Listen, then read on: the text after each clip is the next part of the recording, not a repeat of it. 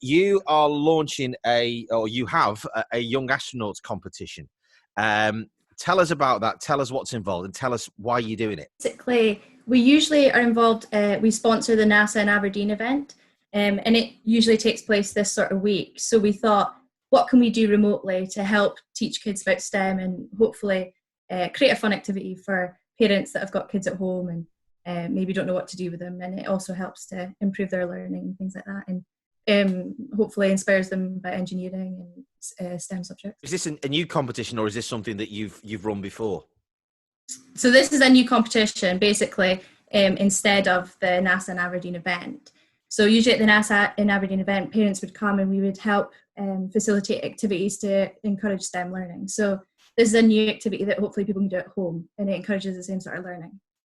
Okay, what can they do to learn about the stratosphere and all the rest of it? Kirstie's probably quite good at explaining this because Kirstie's done it with her kids. Here's an example. So the Young Astronauts competition, basically what we've asked our colleagues, clients, friends and their families to do is to work with their little ones. We've set out some guidelines which you can download from our website and from LinkedIn to build their own rocket or spaceship.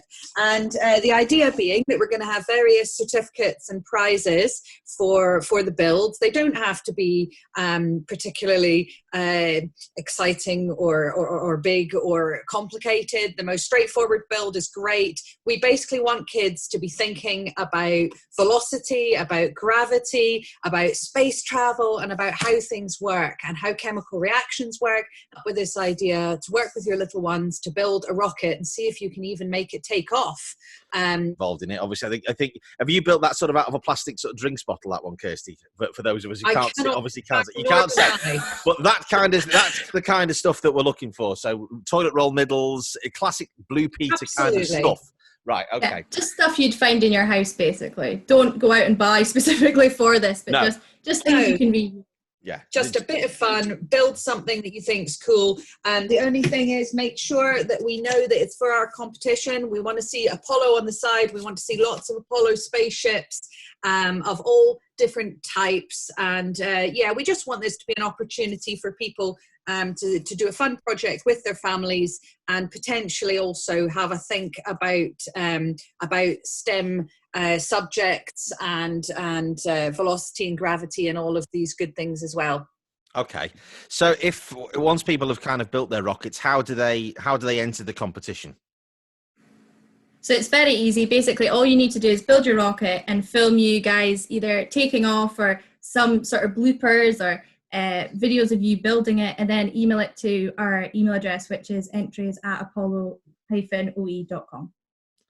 Entries@apollo-oe.com. And how long is the competition open for? So the competition is open for another week, so it's open until the 23rd. Yesterday, when we got our build sitting in the garden ready to go, I was actually speaking to one of the engineers from NASA in Houston, Heather Paul. She's a wonderful woman. She came to Aberdeen last year to speak to the children in Aberdeen.